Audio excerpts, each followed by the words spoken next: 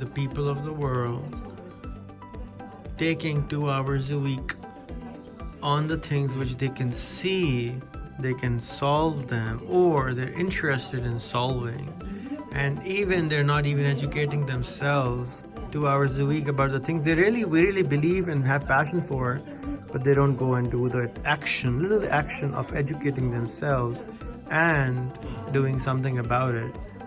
Even 2 hours a week. Why do you think it's psychology? I don't know. No, I think it starts with what you're saying. I think that in terms of how we make decisions as humans, we make 35,000 decisions every day, small or big, but it's mostly unconscious. It happens deep in our minds, it's subconscious, yeah. And our behavior is a result of the habits that we form, right, as we grow up. And our habits is a result of what we believe. So if we believe that getting together with others and solving problems is the most important thing for us, and this starts at very early childhood. It should start in preschool. It's the early formative years, how you make kids get together and solve problems. If we believe that as we grow up, then we will seek naturally to other people, and we will not think these 2 hours that you request is not the problem, because we would spend our entire life doing that. If we believe when we grow up, if we're taught to believe that throwing shit and garbage in the sea is a really bad thing, or that plastic destroys the planet, and you should not even consider reusable plastic. You should just buy stuff without plastic. Then you grow up, and that's what you do. And so the real question is, what is it that we make our kids believe about the world as they grow up? And the early years are the most important. That's why I'm so passionate about education. It's the formative years where we are taught to do things on our own, to absorb information which seems absurd in today's society. It was relevant when I was young because the internet didn't exist.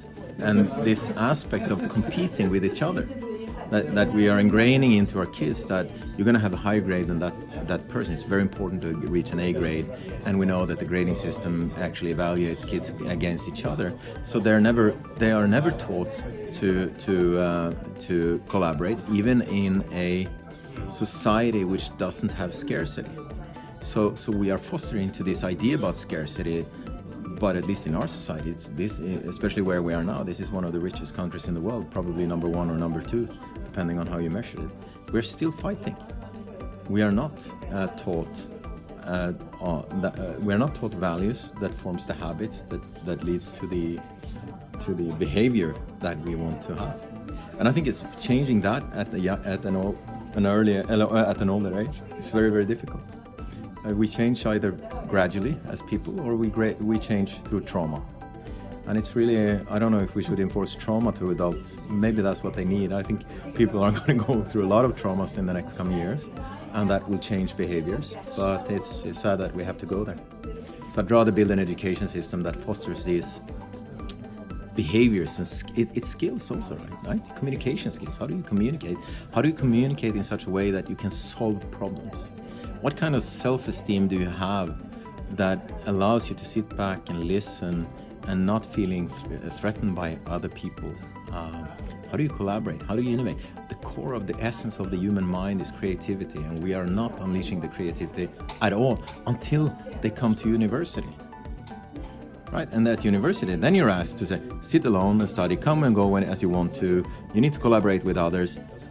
At the university age, our mind is formed.